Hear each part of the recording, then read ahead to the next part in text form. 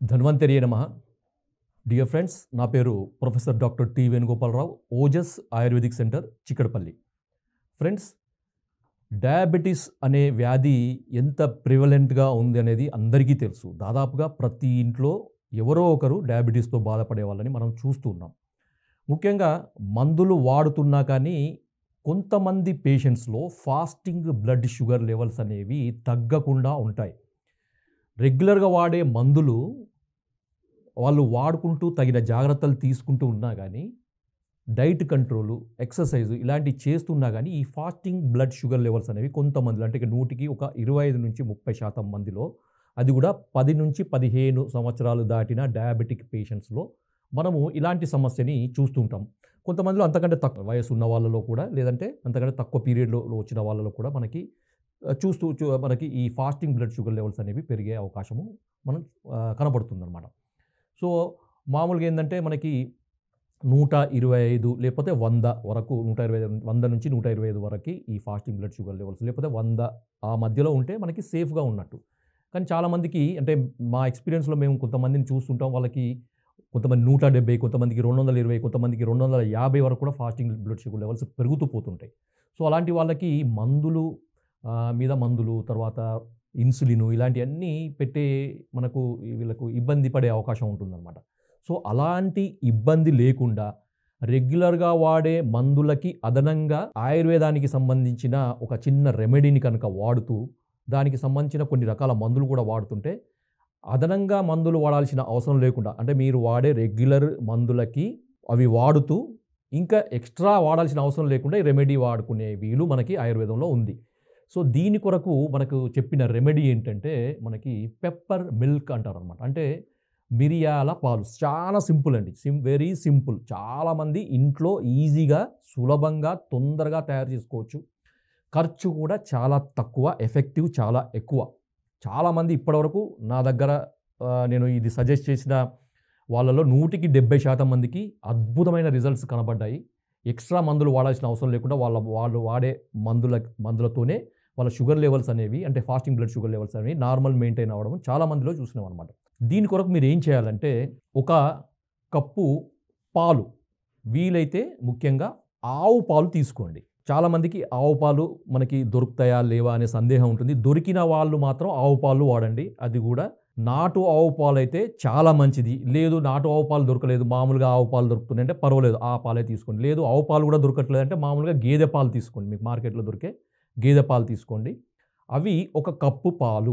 ఆ పాలకి ఒక కప్పు మామూలు నీళ్లు కలపండి. కలిపిన తర్వాత దాంట్లో ఒక పావు టీ స్పూను మిరియాలు, పెప్పర్ అంటారు కదా, నల్ల మిరియాలు. మిరియాలు ప్రతి ఒక్కరికి తెలుసు. ప్రతి వంటిట్లో ఉండే, ఇది మనకు అందరికీ తెలిసిందే. పావు టీ స్పూన్ మిరియాలని దంచాలండి. అంటే బాగా మెత్తగా కాకుండా కొంచెం కచ్చాపచ్చా, కొద్దిగా రవరవలాగా దంచి ఈ గిన్నెలో వేసి, ఈ పాలతో సహా మనకు పాలకు ఇప్పుడు ఒక గిన్నెలో మనకి ఇంతకుముందు ఒక కప్పు పాలు, ఒక కప్పు నీళ్లు, ఒక పావు టీ స్పూను మిరియాలు, ఇవి వేసి నీళ్లు ఎగిరిపోయే వరకు మరిగించాలన్నమాట. అది సన్నటి మంట మీద మరిగించండి. దానికి కొద్దిగా టైం పట్టొచ్చు, ఒక 5-10 నిమిషాలు పట్టొచ్చు. ఓపికగా దాన్ని చేయండి. చేసిన తర్వాత దాన్ని వడపోసుకొని తాగండి. ఇది ఎప్పుడు చేయాలంటే ప్రతిరోజు కూడా ఉదయము పరగడుపున చేయాలన్నమాట. మీరు ఏమీ తీసుకోకముందు ఇది చేయండి. కొంతమందికి డౌట్, సార్ మరి మాకు ఉదయం పూట థైరాయిడ్ మెడిసిన్ అలాంటివి తీసుకుంటాం, బీపీ మెడిసిన్, దానికి దీనికి ఒక అర్ధగంట గ్యాప్ ఇవ్వండి. గ్యాప్ ఇచ్చిన తర్వాత తీసుకోండి. లేదు అంటే ఇది తీసుకున్న తర్వాత ఇంకొక అర్ధగంట, ముప్పావు గంట వరకు ఏమి తినకండి, సాలిడ్ ఫుడ్ ఏమి తినకండి. తర్వాత టీలు, కాఫీలు అలాంటివి కూడా ఏమి తాగకండి. ఇది తీసుకున్నప్పుడు టీలు, కాఫీలు పూర్తిగా మానేయాలి. ఉదయం పూట పరగడుపున ఇప్పుడు నేను చెప్పిన రెమెడీ చేయండి. అద్భుతమైన ఫలితాలు ఉంటాయి. మరి ఎన్ని రోజులు చేయాలి అంటే, మీకు రిజల్ట్ వచ్చే వరకు చేయండి. రిజల్ట్ వచ్చిన తర్వాత కూడా కంటిన్యూ చేయొచ్చు. చాలామంది నన్ను అడుగుతుంటారు, సార్ ఇది ఎన్ని రోజులు వాడాలి అంటే, నేను చెప్పేది ఏంటంటే, మీకు రిజల్ట్ కనపడే వరకు ఓపికగా చేయండి. అది వారం పట్టొచ్చు, 10 రోజులు పట్టొచ్చు, నెల పట్టొచ్చు, 3 నెలలు పట్టొచ్చు. కానీ దీని మిరియాల పాలే కదండి, దీనివల్ల ఏం సైడ్ ఎఫెక్ట్స్ ఉంటాయి, కొంతమంది డౌట్ ఎక్స్‌ప్రెస్ చేస్తారు. ఇంతకుముందు నేను కొన్ని సందర్భాల్లో చెప్పినప్పుడు, సార్ మిరియాలు వేడి కదా, ఇవన్నీ అసందర్భము. వాళ్ళకు ఒక రకమైన నాలెడ్జ్ లేక, మనం మిరియాలు పాలలో ఎందుకు ఉడికిస్తున్నామండి? దాంట్లో ఉండే తీక్ష్ణత్వం, ఆ వేడి, దాని యొక్క స్టిమ్యులేషన్ పోవడానికే కదా చేసేది. ఆ పాలలోకి ఆ మిరియాల యొక్క ఆ శక్తి, ఆ పొటెన్సీ అంటారు, ఆ వీర్యం అంటారు ఆయుర్వేదంలో, అది వచ్చి మనకి పాలు సహజంగా మనకి శరీరము యాక్సెప్ట్ చేసే ఫామ్ కాబట్టి అది ఈజీగా మనకి అబ్జర్వ్ అయిపోతుంది. దాని యొక్క ప్రభావం అనేది ఖచ్చితంగా కనబడుతుంది. అందుకనే పెప్పర్ మిల్క్ అని ఆయుర్వేదంలో చెప్పారనమాట. ఆయుర్వేదంలో మనకి క్షీర మరీచ యోగము అని చెప్పారనమాట. ఇది చాలా అద్భుతంగా చెప్పారు. ఇంకొక క్వెషన్ ఏందంటే సార్ మరి మిరియాలు మార్కెట్‌లో దొరికేటివి మనం తీసుకోవచ్చా? కొన్ని అది కూడా ఒక డౌట్ ఉంటుంది కదా! మీరేం చేయండి అంటే మార్కెట్‌లో దొరికే మిరియాలని మనం శుద్ధి చేసుకోవాలండి. ఎప్పుడు గాని మిరియాలు యాజ్ ఇట్ ఈస్‌గా వాడొద్దు. శుద్ధి కొరకు మీరేం చేయండి అంటే ఒక ఉదాహరణకి ఒక అరకిలో మిరియాలను తీసుకొచ్చి ఒక 2 లీటర్ల మజ్జిగలో నానబెట్టండి. రాత్రంతా నానబెట్టుండి. ఆ మజ్జిగ ఏ విధంగా చేయాలంటే ఒక లీటరు పెరుగుకి ఒక లీటరు నీళ్లు కలిపి చిలికి పల్చగా చేసి ఆ మజ్జిగలో ఈ అరకిలో మిరియాలు వేసి రాత్రంతా ఉంచండి. ఉదయం మనం చూసిన తర్వాత మనకు ఈ దాంట్లో ఉండే చచ్చులు అవన్నీ కూడా పైకి తేలుతాయన్నమాట. పైకి తేలిన వాటన్నిటిని తీసేయండి. తీసేసి కిందికి అడుక్కు పేరుకున్న వాటిని మీరు తీసుకొని, ఆ తీసుకున్న వాటిని గోరువెచ్చని నీళ్ళతో శుభ్రంగా కడగండి. శుభ్రంగా కొంచెం గోరువెచ్చగా ఉంటే సరిపోతుంది. ఆ శుభ్రంగా కడిగిన తర్వాత దాంట్లో ఉండే తేమ, తడి అంతా పోయే వరకు ఎండలో గాని పెట్టండి. లేదా ఫ్యాన్‌కు పెట్టి పూర్తిగా ఆరిపోయి మళ్ళీ ఫంగస్ వచ్చే అవకాశం లేని విధంగా చేసుకున్న తర్వాత దాన్ని మీరు ఏదైనా కంటైనర్‌లో పెట్టుకొని భద్రపరచుకోండి. భద్రపరచుకున్న తర్వాత ఇప్పుడు నేను చెప్పిన విధంగా ప్రతిరోజు వాడండి. దీంట్లో వేడి చేయడం అనేది గాని, సైడ్ ఎఫెక్ట్స్ కానీ ఏమీ ఉండవు. పాలు మిరియాలండి. పాలు మిరియాలకి ఏం సైడ్ ఎఫెక్ట్స్ ఉంటాయి? ఇట్లా కూడా నన్ను అడుగుతూ ఉంటారు. సార్ మిరియాలలో పాలు కలిపితే ఏమన్నా ప్రాబ్లమ్ అవుతది కదా! మిరియాలు వేడి చేస్తే గాని ఇవన్నీ పనికిమాలిన మనకు అసందర్భమైన ఆలోచనలు. తర్వాత డౌట్స్. ఇవన్నీ డౌట్స్ ఏం అవసరం లేదు. కొన్ని వందల మందికి ఈ ప్రయోగం మేము చేశాము. అద్భుతమైన రిజల్ట్స్ మాకొస్తున్నాయి. చాలామంది కూడా మాకు లెటర్స్ రాయడము, లేకపోతే ఫోన్‌లో చెప్పడము, లేదా వాట్సాప్‌లో మనకి మెసేజ్‌లు పెట్టడం అన్నీ కూడా చూస్తున్నాం మనం. సో, ఇప్పటివరకు మీకు ఈ రెమెడీ అనేది ఏంటి? రెమెడీ ఎలా తయారు చేసుకోవాలి? ఇవన్నీ కూడా నేను చెప్పాను కదా! సార్ మరి మీరు ఇది సైంటిఫిక్‌గా దీనికి ఏంటి రీజన్ ఏంటిది? ఎందుకు మీరు చెప్తున్నారనేది. అంటే ఈ పార్ట్ మాత్రం మీరు ఇంట్రెస్ట్ ఉన్న వాళ్ళు చూడండి. లేదు మాకు అది ఎట్లా పనిచేస్తుంది? ఎందుకు పనిచేస్తుంది? అనేది మాకు అవసరం లేదనే వాళ్ళు మాత్రం ఇక్కడితోనే ఆపేసేయండి. ఎవరికైతే ఇంట్రెస్ట్ ఉన్నదో ఈ పార్ట్ వినండి పూర్తిగా. నేను చివరి ఇది కొద్దిగా ఎక్స్‌ప్లనేషన్ కొంచెం టైం పట్టొచ్చు. మీరు ఓపికగా వినండి. అది ఇంట్రెస్ట్ ఉన్నవాళ్ళు. దీనికి రీజన్ ఏందంటే ఆయుర్వేదంలో మనకి ఆమాజీర్ణము, విదగ్ధాజీర్ణము, విష్టబ్దాజీర్ణము, రసశేష అజీర్ణం అనేది మనకు 4 రకాల అజీర్ణ దోషాలు చెప్పారనమాట. సో, నాలుగవది రసశేష అజీర్ణము. ఈ రసశేష అజీర్ణము అనేది ఉన్న వాళ్ళకి ఈ రెమెడీ పనిచేస్తుందండి. మరి రసశేష అజీర్ణము అనేది ఎలా తెలుసుకోవాలి అంటే దానికి కొన్ని లక్షణాలు ఆయుర్వేదంలో చెప్పారు.